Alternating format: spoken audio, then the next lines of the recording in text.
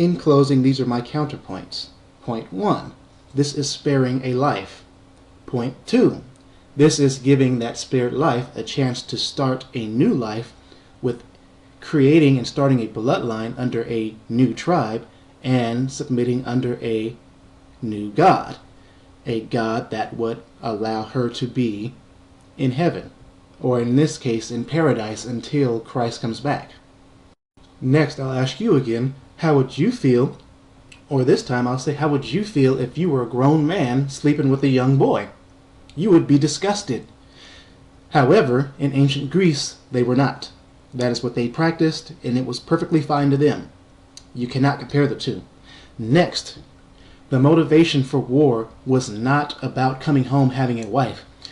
The war was commanded by God to take out the unholy cities around them, partly because a lot of them would sacrifice their children to Baal, their god.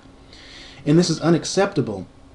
So these heathens were to be destroyed because they were doing very, very filthy, disgusting, vile things. You could continue to say it's rape all day long, and I will continue to say it's not rape all day long, and I will keep pointing to the facts in the Bible showing where rape actually occurs. Deuteronomy 22 and 25, I don't know, where it says, and he forced her and lied with her, and she screamed in the field, but nobody was able to help her. Yeah, if she didn't scream, that means it wasn't force. So you can continue, I will continue. It's just the bottom line. And then you say something like, the culture of the time and how women were treated in the ancient world. They didn't have any rights. And usually the only times men would get rid of them when it talks about how God said it's okay if they weren't pleased with them to get rid of them. Basically, the not being pleased part meant they couldn't bear children. Can you point that out in the Bible where it says that basically what that means, if they weren't pleased, that means they couldn't bear children? I would love for you to point that out in the Bible. Until then, I'm going to say that is a assumption based off of what you think or some kind of outside source that thinks that, but it's not in the Bible. So modern psychology tells us that a 13-year-old cannot make a decision for sex. You keep going back to modern times to make an example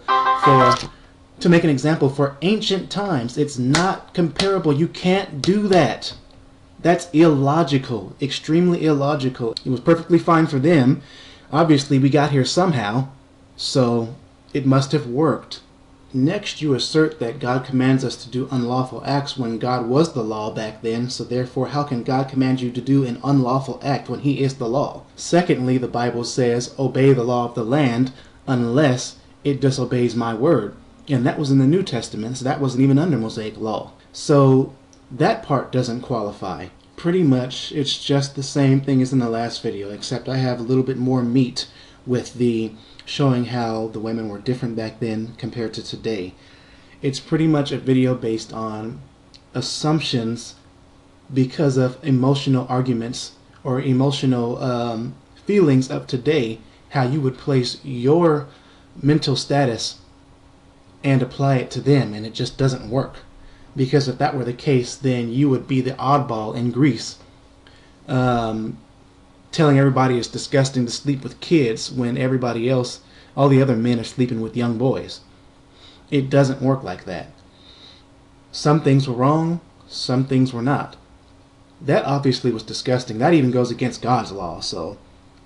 But when it comes to God's law, there was nothing wrong because nobody was being forced into what they were doing.